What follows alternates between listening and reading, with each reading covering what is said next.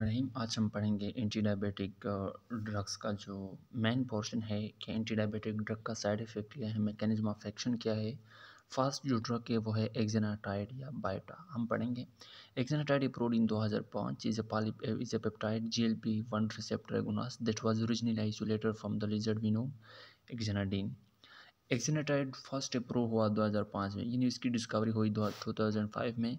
ये एक peptide GLP, जिस तरह के हमने पढ़ा कि ये दोनों रिसेप्टर एगोनिस्ट GLP की, glucagon like polypeptide 1 receptor exenatide और लेराग्लूटाइड, ये दोनों।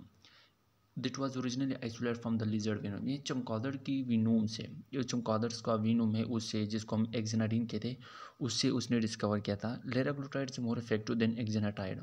लेराग्लूटाइड ये मोर इफेक्टिव है एक्सेनाटाइड से, क्यों? क्योंकि because it is more stable, क्योंकि लेराग्लूटाइड ये मोर स्टेबल है देन एक्सेनाटाइड से। It is resistant to degradation by DPP-4 inhibitor. ये जो लेराग्लूटाइड है ये ज़्यादातर रेजिस्टेंट शो करता है DPP-4 इंजाइम को भी, का मतलब कि DPP-4 इंजाइम की प्रेजेंस में भी वो अपना काम कर सकता है, इंसुलिन की सिक्रेशन कर सकता है। इसलिए लेराग्लूटाइड इज मोर इफेक्टिव या more than exenatide. More anti exenatide antibody formation lead to decrease efficacy of exenatide. देखिए ज़्यादातर ऐसा होता है कि जब आप ये एक्सेनाटाइड इस्तेमाल करते हैं तो बॉडी के अंदर कांस्टेंट मुस्तकिल तौर पर एंटी एक्सेनाटाइड एंटीबॉडी बनती है, और एंटी एक्सेनाटाइड एंटीबॉडी का काम है कि एक्सेनाटाइड को ख़त्म करना। जब वो ख़त्म होगा तो इसका इफेक्ट क्या होगा? डिक्रीज होगा। फार्माकोकाइनेटिक इफेक्ट उसका क्या है, मतलब उसकी एब्जॉर्प्शन डिस्ट्रीब्यूशन वगैरह किस तरह होगी। फेट एक्चुअली कहते हैं किस्मत को, मतलब वो कौन सी जगह है जिस पे एक्सेनाटाइड जाएगा वहाँ पे साइड इफेक्ट शो करेगा, या टारगेट ऑर्गन उसका क्या है। बिंग अ पॉलीपेप्टाइड, चूंकि एक पॉलीपेप्टाइड है, एक्सेनाटाइड एंड लेराग्लूटाइड मस्ट बी एडमिनिस्टर्ड सबकॉट। हमने स्टार्ट में पढ़ा था कि ये दोनों पेरेंट्रल मेडिकेशन है, तो इसलिए सबक्यूटेनियस आपने देने हैं। Liraglutide is highly protein bounded and has long half life. Liraglutide protein के साथ बाउंडेड होते हैं और ये हाईली बाउंडेड होते हैं, तो इसलिए उसका हाफ लाइफ भी ज़्यादा है। Allowing for once daily dosing without regard to a meal. ये दिन में एक दफ़ा सिर्फ आपने उसको एडमिनिस्टर करना है बग़ैर रिगार्ड ऑफ मील, यानी आपने उसको ये नहीं कहना कि मील के बाद एडमिनिस्टर करना है या मील से पहले एडमिनिस्टर करना है, लेकिन ये दिन में सिर्फ वंस डोज डेली देना है। एडवर्स इफेक्ट उसका है Nazia, vomiting, constipation, pancreatitis, decrease gastric motility and weight loss. देखिए मोटिलिटी, गैस्ट्रिक मोटिलिटी कम होगा, पैंक्रेटाइटिस भी हो सकता है, कॉन्स्टिपेशन, नाजिया, वोमिटिंग और वेट लॉस भी हो सकती है। तो वेट लॉस ज़्यादातर एक्सेनाटाइड या लेराग्लूटाइड इसकी वजह से हो सकती है, क्योंकि उसका काम है कि वो ग्लूकोज को अपने इस्तेमाल में लाते हैं। जब ग्लूकोज कम होगा ज़ाहिर बात है तो सारी जो प्रोसेस है आपके अंदर, ग्लाइकोजन की जो स्टोरेज है वो पर डिमॉलिश होगा, वो ख़त्म होगा। ग्लूकोज की एब्जॉर्प्शन बॉडी के अंदर उसकी यूजेज ज़्यादा होगी, तो इसी वजह से वेट लॉस हो सकता है। ओरल एंटी डायबिटिक एजेंट में कौन से ड्रग आते हैं? देखिए DPP-4 इनहिबिटर फर्स्ट हम पढ़ेंगे। GLP-1 and GIP are the known substrate of DPP-4। देखिए DPP-4 का जो सब्सट्रेक्ट है, जो कंपोनेंट है, वो दो है, GLP-1 और GIP। It is important for a drug to selectively inhibit this enzyme in order to prolong the action of incretin. Incretin वो एंजाइम या वो हार्मोन है जो इंसुलिन के सिक्रेशन में मदद देते हैं। अब जब आपने इंक्रेटिन को प्रोलॉन्ग करना है, उसकी एक्शन को प्रोलॉन्ग करना है, तो इसके लिए आपने ये करना है कि DPP-4 जो एंजाइम है जो कि GLP और GIP को इनहिबिट करते हैं, उसको आपने DPP-4 को आपने इनहिबिट करना है। तो DPP-4 इनहिबिटर कौन सी एंजाइम है? सीटाग्लिप्टिन है, विलिडाग्लिप्टिन है, एलोग्लिप्टिन है और लीनाग्लिप्टिन है। The first agent of this class sitagliptin was approved by FDA। FDA का मतलब food and drug administration authority in 2006 में FDA ने उसको सीटाग्लिप्टिन फर्स्ट अप्रूव किया as a DPP-4 inhibitor. Mechanism of action उसका क्या है कि DPP-4 inhibitor inhibit the enzyme DPP-4, prolong the activity of incretin hormone, increase insulin release in response to meal. जब आप फूड खाते हैं, जब आप खुराक खाते हैं, तो खुराक खाने की वजह से आपके अंदर इंसुलिन की सिक्रेशन होगी, लेकिन ये इंसुलिन सिक्रेशन इंक्रेटिन हार्मोन की वजह से होगी, और ये इंक्रेटिन हार्मोन की एक्टिविटी तब प्रोलॉन्ग होगी जब आपने DPP-4 एंजाइम को इनहिबिट किया by help of DPP-4 inhibitor. DPP-4 inhibitor वो इनहिबिटर है जो DPP-4 डाइपेप्टाइडल पेप्टाइडेज एंजाइम को बंद करता है। जब वो बंद करता है तो इंक्रेटिन ज़्यादा होगा, जब इंक्रेटिन ज़्यादा होगा तो इंसुलिन ज़्यादा होगी। फार्माकोकाइनेटिक क्या है इसका? द DP फार्माकोकाइनेटिक का मतलब उसकी absorption, secretion, distribution and metabolism. The DPP4 inhibitor are well absorb after oral administration. हमने पढ़ा कि ये ओरल एंटी डायबिटिक है तो ये ओरली एडमिनिस्टर्ड होगा। Food does not effect the extent of absorption, यानी खुराक की वजह से उसकी एब्जॉर्प्शन पे कोई असर नहीं पड़ेगा। Alogliptin and sitagliptin are mostly excreted unchanged in the urine. ये जो दो ड्रग है एलोग्लिप्टिन और सीटाग्लिप्टिन, ये बाहर ऑन चेन यूरिन के साथ इमिट होगा, खारिज होगा बाहर किसी चेंज के। All DPP4 inhibitor except linagliptin require dosage adjustment in the renal dysfunction। देखिए अगर कोई पर्सन है, कोई ऐसा शख्स है जिसको रीनल डिसफंक्शन, उसकी किडनी में कोई प्रॉब्लम है, किडनी फेल्योर है या कोई एक्यूट या क्रॉनिक कंडीशन है किडनी का, तो इसमें जितने भी आपने DPP4 इनहिबिटर देंगे वो क्या होगा आपने डोज को रिक्वायर करना है, एक्सेप्ट लिनाग्लिप्टिन। लिनाग्लिप्टिन वो ड्रग है जो आपने डोज की एडजस्टमेंट को नहीं दे सकते आप रीनल पेशेंट में भी, मतलब आप दे सकते हैं रीनल पेशेंट में भी। बाकी जितने भी ड्रग्स है रीनल पेशेंट में वो आपने डोज को रिक्वायर्ड एडजस्ट करना होगा, क्योंकि वो फिर उसके किडनी के ऊपर इफेक्ट होगा। एडवर्स इफेक्ट लिनाग्लिप्टिन या DPP4 का क्या है, नाजोफेरेंजाइटिस यानी नोजोफेरिंक्स का इन्फेक्शन, हेडेक हो सकता है, और इनफ्रीक्वेंट ज़्यादातर यानी almost come pancreatitis is accord with use of all DPP4 inhibitor. अक्सर तो नहीं लेकिन कम कह सकते हैं कि बाज़ औक़ात आपको पैंक्रेटाइटिस भी हो सकता है DPP4 इनहिबिटर से। दूसरा sulfonylurea. Sulfonylurea is also known as insulin secretagogues because they promote insulin release from the beta cell of the pancreas. इसको हम सेक्रेटोगॉगस इसलिए कहते हैं क्योंकि ये इंसुलिन को रिलीज करने में मदद देती है फ्रॉम बीटा सेल से। Sulfonyl urea among the first oral medicine, ये फर्स्ट ओरल मेडिसिन है available for the treatment of type 2 diabetes. Type 2 diabetes mellitus को जो first oral anti diabetic agent या डिस्कवर हुआ है उसको हम क्या कहते हैं, sulfonyl यूरियास। They were discovered by acetylene influenced by researcher who was working on the drug for typhoid fever। ये हादसाती तौर पर फ्रांस का एक रिसर्चर था जिसने टाइफाइड फेवर के ऊपर उसने ड्रग प्रिपेयर करा था टाइफाइड फेवर के लिए। अचानक उसने सल्फोनाइल यूरिया डिस्कवर किया। उसने क्या किया कि animal that were given sulfonyl urea display unusual behaviour that were found to have hypoglycaemic low blood glucose. It was quickly recognised that this drug glucose can be used to treat of diabetes. उसने ये किया कि उसने sulfonyl urea drug लिया और sulfonyl urea drugs को animal को inject किया। जब वो एनिमल में इंजेक्ट किया तो इसी वजह से वो एनिमल अनयूजुअल बिहेवियर शो कर रहा था, मतलब हाइपोग्लाइसेमिक एक्शन शो कर रहा था जिसमें ग्लूकोज की कमी हो। और तो हाइपोग्लाइसेमिक एक्शन की वजह से उसने ये रिकॉग्नाइज, ये इतराफ़ कर लिया कि ये वो ड्रग है जो हम यूजुअली डायबिटीज़ एजेंट या डायबिटीज़ पेशेंट को दे सकते हैं। Since sulfonyl urea work by stimulating the pancreas to release insulin, इसका काम है कि वो पैंक्रियास को स्टिमुलेट करके इंसुलिन रिलीज करता है। They are only useful in people with type 2 diabetes whose beta cell still produce insulin. ये सिर्फ टाइप 2 डायबिटीज़ के लिए आप दे सकते हैं, क्योंकि टाइप 2 डायबिटीज़ में ऐसा होता है कि आपका बीटा सेल इंसुलिन प्रोड्यूस कर पा रहा होता है, लेकिन मसला ये होता है कि वो इंसुलिन को रेजिस्टेंस शो कर रहा है, उसके अंदर एक फैटी डिपोजिशन होगी, फैटी डिपोजिशन की वजह से इंसुलिन रिलीज नहीं हो पा रही। तो इसी वजह से सिर्फ आप टाइप 2 डायबिटीज़ को दे सकते हैं, ना कि टाइप 1 को, क्योंकि सेक्रेटोगॉगस ये सिर्फ इंसुलिन की सिक्रेशन में मदद देता है। इंसुलिन ऑलरेडी बॉडी के अंदर हो तब वो इंसुलिन रिलीज करने में sulfonyl urea it's very helpful. Mechanism of action क्या है सल्फोनाइल यूरियाज का? देखिए, this drug exert their hypoglycaemic effect by stimulating insulin secretion from pancreatic beta cell. ये वो ड्रग है जो हाइपोग्लाइसेमिक इफेक्ट शो करेगा, इंसुलिन की सिक्रेशन में मदद देगा, बीटा सेल पे जाएगा, बीटा सेल पे वहाँ पे जो इंसुलिन है जो रेजिस्टेंस शो करता है फैटी लेयर की वजह से, वो उसको रेजिस्टेंस को ख़त्म करके, मतलब वो जो सिक्रेशन है इंसुलिन की सिक्रेशन में मदद देता है फ्रॉम बीटा सेल से। अच्छा, इसका काम क्या है कि ये ग्लूकोज इंटर हुआ ग्लाटो रिसेप्टर के जे उसने ग्लाइकोलाइसिस की, ग्लाइकोलाइसिस के बाद उसने माइटोकॉन्ड्रियल मेटाबॉलिज्म किया जिसको हम क्रेब्स साइकिल कहते हैं। क्रेब्स साइकिल के बाद एटीपी बना, एटीपी जाकर पोटाशियम सेंसिटिव साइड चैनल पे उसने उसको बंद किया। जब वो बंद हुआ तो already voltage sodium gate open हुआ। जब वो सोडियम गेट ओपन हुआ कैल्शियम गेट ओपन हुआ तो कैल्शियम की वजह से इंसुलिन के रिलीज ऑफ फ्रॉम सेल से शुरू हुई। तो ये एक बेसिक मैकेनिज्म है सल्फोनाइल यूरियाज की। मैकेनिज्म ऑफ एक्शन ये है कि sulfonylurea bind to the sulfonylurea receptor present on ATP sensitive potassium channel inhibiting the efflux of potassium and causing depolarisation. Sulfonylurea आ गया, वो receptor के साथ बाइंड हुआ, उसने एटीपी सेंसिटिव पोटाशियम चैनल को बंद किया। जब वो बंद हुआ तो इफ्लक्स ऑफ पोटाशियम का निकालना बिल्कुल बंद हुआ। जब वो बंद हुआ तो इसी वजह से सेल के अंदर डिपोलाइजेशन पैदा हो गई। डिपोलाइजेशन का मतलब चार्ज इम्बेलेंस हो गया।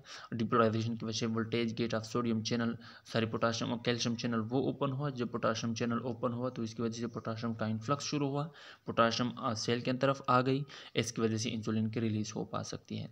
तो इसको हम क्या कहते हैं, mechanism of action of सल्फोनाइलयूरियाज।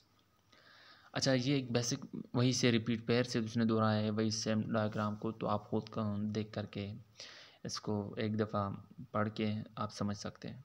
Adverse effect सल्फोनाइलयूरियाज का क्या है, वेट गेन, जाहिर बात है वेट गेन होगा, हाइपोग्लाइसीमिया, क्योंकि इंसुलिन अब प्रॉपर तरीके से काम कर रही है तो हाइपोग्लाइसीमिया तो हो सकता है, और इसके साथ साथ वेट भी गेन होगा, क्योंकि जाहिर बात है हमने पढ़ा कि इंसुलिन का मेन फंक्शन क्या है, प्रोटीन सिंथेसिस, तो वेट गेन होगा इसकी वजह से।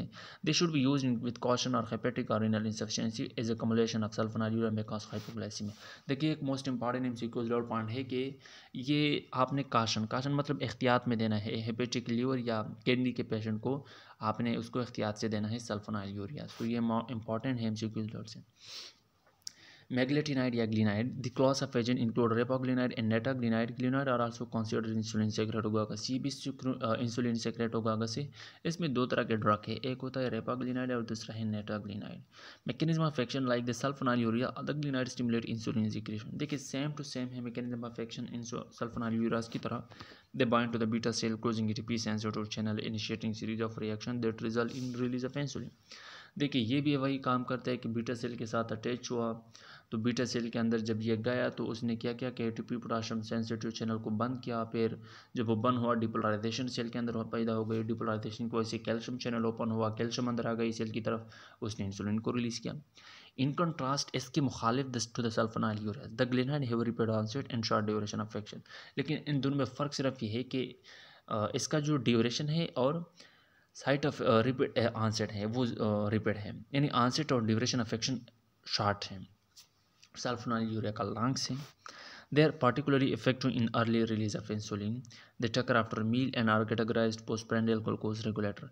ये अगर आप फॉर एग्जांपल अभी आपने खाना खाया तो खाना खाने के बाद फ़ौरन जो इंसुलिन को रिलीज़ में मदद देता है वो मेटाग्लिनाइड या ग्लिनाइड है, मतलब एक पोस्टप्रेंडियल ग्लूकोज रेगुलेटर है। पोस्टप्रेंडियल का मतलब आफ्टर मील, यानी ग्लूकोज रेगुलेट करता है, चेंज करता है after meal. Glinide should not be used in combination, ये आप सल्फोनाइलयूरिया के साथ कॉम्बिनेशन में इसलिए नहीं देते due to overlapping mechanism of action, this would increase the risk of serious hypoglycaemia, क्योंकि दोनों का काम है कि वो ग्लूकोज को इस्तेमाल में लाता है, जब वो ग्लूकोज इस्तेमाल में लाएगा तो हाइपोग्लाइसीमिया ज़्यादा होगी, सीवियर हाइपोग्लाइसीमिया फिर उसके कॉम्प्लिकेशन हो गए। तो एट ए टाइम आपने या तो सल्फोनाइलयूरियाज देना है या मेग्लेटिनाइड देने हैं। फार्माकोकाइनेटिक एंड फेट्स क्या है, फेट देखिए बार बार ये टर्म आ गया, तो फेट का मतलब है किस्मत अमूमन तौर पर, तो किस्मत इसका मकसद ये है कि इसकी एब्जॉर्प्शन, एक्सक्रीशन, सिक्रीशन वगैरह साइड इफेक्ट क्या हुई, तो इसको हम फैट कहते हैं। Glinide should be taken prior to meal and are well absorb after oral administration. देखिए ये ज़्यादातर आप खाने से पहले लेंगे और उसकी एब्जॉर्प्शन ओरल होगी। Both glinide are metabolised to inactive product by cytochrome P450 3A4 in the liver and are excreted through the bile. देखिए दोनों ग्लिनाइड की मेटाबॉलिज्म होगी इनएक्टिव प्रोडक्ट में, किसकी वजह से, लीवर के अंदर एक इंजाइम पाया जाता है जिसको हम पी साइटोक्रोम या P450 3A4 एक इंजाइम है, साइटोक्रोम है, जिसकी वजह से इस ड्रग की मेटाबॉलाइजेशन होगी और ये फिर एक्सक्रीट होगा बाइल की सूरत में लीवर से। एडवर्स इफेक्ट क्या है, ग्लिनाइड का cause hypoglycaemia and weight gain, incidence is lower than that of sulfonylurea, इसका जो इंसिडेंस खदशात है वो कम है as compare to sulfonylurea. This agent should be used with caution in a patient with hepatic impairment, ये ज़्यादातर आप हेपेटिक इम्पेयरमेंट के पेशेंट को, यानी लीवर के इम्पेयरमेंट के पेशेंट को ज़्यादातर आपने कॉशन एहतियात से इस्तेमाल करने हैं। बेगोनाइड मेटफॉर्मिन जिसके अंदर आता है, the only biguanide is classified as insulin sensitiser, ये ओनली बेगोनाइड है जो इंसुलिन सेंसिटाइजर की तरह काम करता है, इंसुलिन की सेंसिटिविटी को बढ़ा देती है और रेजिस्टेंस कम करती है। इट इंक्रीज ग्लूकोज अपटेक, इसका काम है कि ग्लूकोज अपटेक को ज़्यादा करना, and by use target tissue के वो टारगेट टिश्यू अपना ग्लूकोज इस्तेमाल कर सकें। Therefore by decrease insulin resistance, insulin की रेजिस्टेंस को कम करना और इंसुलिन को सेंसिटिविटी को बढ़ा देना, ये किसका काम है, मेटफॉर्मिन या बेगोनाइड का। मैकेनिज्म ऑफ एक्शन यह है कि the mechanism of action of metformin is reduction of hepatic gluconeogenesis, ये लीवर के अंदर ग्लूकोन्यूजेनेसिस कम करता है। ग्लूकोन्यूजेनेसिस का मतलब formation of glucose from amino acid from lipid etcetera. Metformin also slow the intestinal absorption of sugar, ये शुगर का जो एब्जॉर्प्शन है इंटेस्टाइन के अंदर, क्योंकि शुगर ऑलरेडी ज़्यादा है, ग्लूकोज ज़्यादा है, तो इंटेस्टाइन के अंदर शुगर की एब्जॉर्प्शन कम करता है। And improve the insulin sensitivity by increasing peripheral glucose uptake and utilisation, body के पेरिफेरी पार्ट में इंसुलिन का जो सेंसिटिविटी है वो वो बढ़ा देती है, ग्लूकोज की अपटेक और यूटिलाइजेशन इस्तेमाल ज़्यादा करती है। तो ये 3 बेसिक फंक्शन है, ग्लूकोज का लीवर के अंदर ग्लूकोज की फार्मेशन को रोकना, और दूसरा इंटेस्टाइन के मोटिलिटी को कम करना, इंटेस्टाइन के मोटिलिटी को और इंटेस्टाइन से ग्लूकोज का अपटेक होना उसको भी डिक्रीज़ करना, और तीसरा इंसुलिन सेंसिटिविटी पेरिफेरी में क्या करना, इंक्रीज़ करना। वेट लॉस में occur because metformin cause loss of appetite, ये मोस्ट इंपॉर्टेंट साइन है, याद रखना एमसीक्यूज जोड़ के कि बेगोनाइट का काम है कि weight loss maker because metformin cause loss of apatite, क्योंकि मेटफॉर्मिन एक ऐसा ड्रग है जो लॉस ऑफ एपेटाइट करता है। लॉस ऑफ एपेटाइट का मतलब कि आपको फिर प्यास और खुराक मतलब आप एपेटाइट का जो कॉन्सेप्ट है वो बिल्कुल ख़त्म हो जाता है। जब आप बोका नहीं होते तो बोका ना होने की वजह से आपका वेट लॉस होगा। ज़ाहिर बात है आप वैसे भी कमज़ोर है, और अगर आपको बोका होने की फीलिंग नहीं हो पा रही तो इसको हम क्या कहते हैं, ये एक साइड इफेक्ट है बेगोनाइट्स की, मेटफॉर्मिन की, तो इसी वजह से आपका वेट लॉस हो सकता है। The American diabetic association recommended metformin is the initial drug of choice for type 2 diabetes. देखिए ये टाइप 2 डायबिटीज़ के लिए एक इनिशियल क्या है इनिशियल ट्रीटमेंट है। मेटफॉर्मिन में भी यूज्ड एलोन और in combination with other oral agent और इंसुलिन, या आप इंसुलिन या दूसरे ओरल एजेंट के साथ बैक वक्त इस्तेमाल कर सकते हैं। बेगोनाइट साइड इफेक्ट क्या है, डोज रिलेटेड जीआईटी डिस्टर्बेंस भी कॉज कर सकता है। Lactic acidosis is rare but potentially fatal toxic. देखिए ये इंपॉर्टेंट है एमसीक्यू लेवल की वजह से लिहाज से कि ये लैक्टिक एसिडोसिस कॉज करता है, इज़ रेयर, ये कम होता है बट पोटेंशियली फेटल, क्योंकि ये टॉक्सिक है और ये रेयर कम भी हो सकता है। लॉन्ग टर्म यूज में interfere with absorption of vitamin B, ज़्यादातर अगर ये विटामिन बी के एब्जॉर्प्शन के साथ भी इंटरफेरेंस कर सकता है, क्योंकि विटामिन बी फिर प्रॉपर तरीके से एब्जॉर्प्शन नहीं होगी। काउंटर इंडिकेशन यानी जिस हालत में आप नहीं दे सकते, वो कौन कौन से हालात है, रीनल फेल्योर में नहीं दे सकते, हेपेटिक डिजीज़ में नहीं दे सकते, हाइपोक्सिक पल्मोनरी डिजीज में आप नहीं दे सकते, हार्ट फेल्योर या शॉक में आप बेगोनाइड या मेटफॉर्मिन नहीं दे सकते आप। थायोजोलाइडिन डायोन क्या है, thiazolidinedione are also known as insulin sensitiser, ये भी इंसुलिन सेंसिटाइजर है। This 2 member of this class are pioglitazone और रोसिग्लूटाजोन, ये 2 मेंबर है इस क्लास के। हाल दो insulin is required for the reaction, इसके लिए इंसुलिन रिक्वायर्ड है, ज़रूरी है। That TZD do not promote its release from the beta cell, so hyper insulin is not a risk. देखिए TZD का ये काम नहीं है कि वो इंसुलिन को सिक्रीट कर दे, इसका काम है कि इंसुलिन के सेंसिटिविटी को बढ़ाना। इंसुलिन ऑलरेडी सिक्रीटेड है, सिर्फ उसकी सेंसिटिविटी को बढ़ाना। सेंसिटिविटी का मतलब कि वो अगर कहाँ पे अगर वो उसको वहाँ पे कोई रेजिस्टेंस शो हो रहा है तो उसी रेजिस्टेंस को ख़त्म करना, ये सिर्फ काम है किसका, TZD का। तो इसी वजह से जाहिर बात है हाइपर इंसुलिनेमिया एक रिस्क फैक्टर नहीं है TZD ड्रग का, क्योंकि इंसुलिन ऑलरेडी फॉर एग्जांपल अगर 50 यूनिट इंसुलिन है तो वो ऑलरेडी है, लेकिन वो 50 में से 30 को रेजिस्टेंस हो रही है तो सिर्फ वो रेजिस्टेंस हटा देती है, बाकी 50 तो नॉर्मल है। मैकेनिज्म ऑफ एक्शन क्या है, TZD lower insulin resistance by acting as agonist for the peroxisome proliferator activator receptor पेरी न्यूक्लियर हार्मोन रिसेप्टर। फिर एक न्यूक्लियर रिसेप्टर हार्मोन है, इसका काम है कि TZD ड्रग आके इसी रिसेप्टर के साथ अटैच होता है, इसी हार्मोन रिसेप्टर के साथ अटैच होता है, और इसका काम है एगोनिस्ट। एगोनिस्ट का मतलब उसकी एक्टिविटी को बढ़ा देता है। Activation of PPAR regulate the transcription, और जब पेरी एक्टिवेट होगा तो पेरी की वजह से ट्रांसक्रिप्शन पास होगी। ट्रांसक्रिप्शन का मतलब ट्रांसक्रिप्शन की वजह से अब several gene with the product that they are important insulin signalling resulting in insulin sensitivity in adipose tissue liver and skeletal muscle. देखिए पेरी एक ऐसा हार्मोन रेगुलेटर है जो TZD ड्रग आके उसके साथ जब अटैच होगा तो उसकी अटैचमेंट की वजह से इसका जो एक्शन है वो एगोनिस्ट है, उसकी एक्टिविटी को बढ़ा देती है। जब उसकी एक्टिविटी को बढ़ा देती है तो ये सेवरल मुख्तलिफ तरह के जीन के ट्रांसक्रिप्ट करता है। ट्रांसक्रिप्ट का मतलब उससे एक प्रोडक्ट बनाता है, और वो प्रोडक्ट हमें कौन सी हेल्प दे रहा है, वो प्रोडक्ट हमें हेल्प दे रहा है इंसुलिन सिग्नलिंग में, इंसुलिन सेंसिटिविटी में, एडिपोज टिश्यू के अंदर, लिवर के अंदर, मसल के अंदर इंसुलिन का सेंसिटिविटी बढ़ा देती है। उसी प्रोडक्ट का काम ये है जो कि यूजुअली अपटेन हुआ है पेरी रिसेप्टर की एक्टिवेशन के नतीजे में। अनवांटेड इफेक्ट क्या है, वेट गेन होगा, फ्लूइड रिटेंशन होगी, हेडेक होगा, फैटीग होगा, GI डिस्टर्बेंस, ये कुछ अनवांटेड इफेक्ट या साइड इफेक्ट है किसकी, TZD के। अल्फा ग्लूकोसाइडेज इनहिबिटर कैसे गए थे, इसमें जो ड्रग आते हैं इकारबोज और मैग्लीटोल, ये ओरल एजेंट है, use for treatment of type 2 diabetes mellitus के लिए इस्तेमाल होता है। मैकेनिज्म ऑफ एक्शन क्या है, located in the intestinal brush border. Intestine में ब्रश बॉर्डर होता है जिसको हम वेलाई कहते हैं या माइक्रोवेलाई कहते हैं, यहाँ पे यूजुअली पाए जाते हैं ये alpha glucosidase enzyme. To break down the carbohydrate into glucose in other simple sugar that can absorb, इसका काम है कि कॉम्प्लेक्स कार्बोहाइड्रेट को ग्लूकोज में कन्वर्ट करना और फिर उसको एब्जॉर्ब करना।